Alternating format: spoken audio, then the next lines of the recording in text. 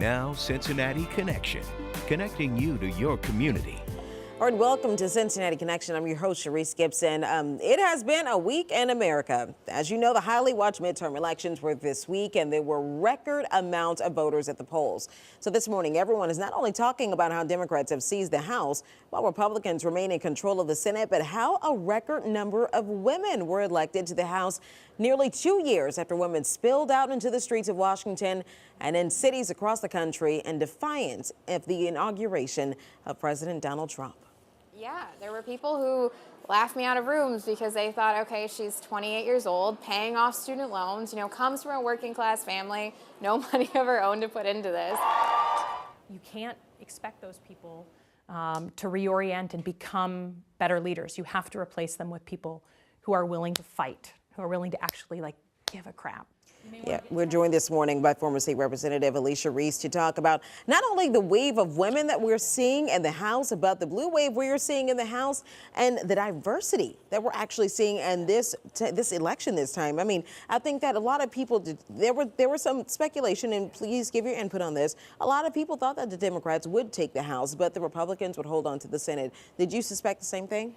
A lot of people did say that, but then there were a lot of polls out there that said a lot of different things, and on Election Day, a lot of those polls weren't accurate. So I think, it was about people saying we're going to take the resistance and we're going to put it on the ballot. So you started to see women, first of all, they have to step up and say, I want to run. So you saw a record number of women, diverse women, who say, I'm going to run, whether it's a school teacher or someone who's never run before, but women stepped up to the plate and said, we're going to run and we're going to put it all out on the line. And you saw the record number that we have now in the House. I mean, it was predicted that we would take the House, but we only needed 23 seats to take the House, and we exceeded that number. So we took the House, and we also made a dent in the United States Senate. So first of all, I think because of Donald Trump, a lot of women said, you know what, I'm not waiting on someone else.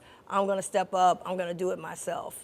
We are in the era of the Me Too movement. We saw, as you just saw that video there, plenty of protests that came after President Trump was elected. And also, we are in the era of a lot of women, younger women, was what I'm saying. I'm really shocked at the amount of very young women, 27 years old, 28 years old, as you just heard from one of the young women that was elected there, that are stepping up to the plate. Is this out of the ordinary? Yeah, it is out of ordinary. I'll tell you that my first race was in 1999, and I was the youngest woman, still the youngest woman ever elected to Cincinnati City Council, and it wasn't people recruiting me or getting behind it. It was like, it's impossible. Yeah. But today, it's not impossible. It is possible, and people are saying, I'm not waiting for someone else. I'm going to step up. I've got to do something about it. And so you see a lot of young women that are running, and we got a diverse age of women that are saying, we're stepping up. We should be the candidates. And when you look at the numbers of women in their voting, particularly African-American women who are voting in record numbers, 98% for the Democratic Party, why shouldn't they be not only the candidates, why shouldn't they be in charge of the state parties, the national parties, because they're the ones delivering the votes. And I think you're going to see a lot of women challenging leadership within the party, particularly the Democratic Party, to have women at the top making these decisions. And you see when we step up and we show out, we can deliver. Yeah, I was going to ask that. Now that we have so many women that are part of Congress now, what happens from this point forward? What changes are we going to see? Because it's been notoriously said, and this saying that my mother used to always say, women get things done. So what are we going to see, or what are you hoping that gets done in the coming years? Well, first of all, Congresswoman Maxine Waters becomes the chairwoman. Yeah. And we know that she's going to take it to Donald Trump. You'll see Democrats being heads of the chairmanships. But what's going to happen is that the world's going to see now, are we going to step up? Are we going to fight? Are we going to really, stand up and resist inside? We've been resisting from the outside. Now we've got to have the resistance from the inside. And so Democrats have an opportunity to do that. But the other thing is 2020 began the day this last election ended. Donald Trump and the Republican Party are getting ready. We got a fight in Florida that we're trying to see if there's going to be a recount, because he knows he needs Florida to win. In Ohio, we've got to do a rebuild in Ohio. We lost every constitutional office in Ohio except 2 judges, which we did make history with Melody Stewart as the first African-American Democrat elected statewide, and also to the Supreme Court. But behind her name there was no D and there was no R. Yeah. And then we also have here in Hamilton County, which we did an excellent job, we have Stephanie Dumas, who now the Democrats fully take over the county commission, and she's the first African-American woman county commission in the whole state, as well as the first African-American to be on the county commission. So we've got those wins. We've got to build on those wins, but not rest on them. The election for 2020 begins right now. And so as you see in Georgia, they're talking about recounts and talking about filing lawsuits. There's attack on voting rights all over this country. We have got to do what Michigan, I started the Voter Bill of Rights, got it in the Democratic platform. Michigan took it, put it on the ballot in Michigan, and Michigan won on the ballot.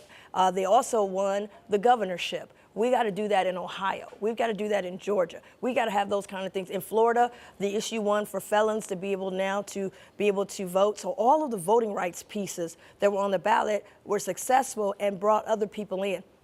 We got to make sure we get it done in Ohio, and we got to make sure we protect it all over the country. There will be an extreme attack on voting rights because 2020 is in play today. Okay, and one thing I want to bring up to you, not only we're seeing a lot of women, but this diverse amount of women. So Ayanna Pressley, first black woman elected to the House of Representatives in Massachusetts.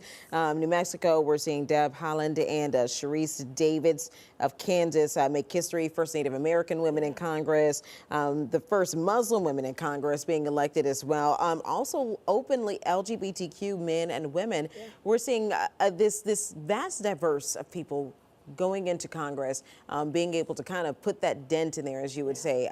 So, I mean, what does that mean? Why is it that we're seeing that change? Because every group that you just named is under attack under the president that we have now. All of these groups have been under attack. And so therefore the voters have said, wait a minute, we're under attack, we got to step up. And so as you see, there's been diversity of people that are running for office with diverse backgrounds, diverse interests. You've seen now diversity being elected to office. And if we keep that up, we can then take on, you know, every election is important. You've got to have the White House, you got to have the State House, you got to have the schoolhouse, you got to have the courthouse. And we're starting to see people saying, you know what, I'm not waiting on somebody else. We're going to do it ourselves. And so we're taking the resistance from the streets, putting that on the ballot, and then making sure that people who represent our interests are at the table to fight for us. But we can't just stop here with Congress, because even though we did win the Congress, there were some races that we actually lost. We lost Ohio. We lost the state races in Ohio. So we talk about redrawing the lines and redistricting. Avtab Pureval, the first congressional district, it was a product of how they redrew the first congressional district. They took out 50% of the African-American vote. They put in Warren County specifically to favor Steve Chabot. They did this before this election. And so we have to be awake on what they're going to be doing. They're going to attack voting rights. They're going to gerrymander the lines. We have to be ready to fight every step of the way. And the people that we put in, we got to back them. They're going to be attacked. They got to run again in 2 years. They're going to come for them in 2 years. So we can't go to rest. It was great. We can do a hand clap and a cheer, but now the celebration is over. The work begins, and the work begins right now. So I'm excited. I'm going to continue to be working in the areas of voting rights, continue to work to get a Voter Bill of Rights on the ballot, and continue to challenge our own party to make sure that the diversity that we see in the Congress is at the decision-making table. Thanks so much for joining us.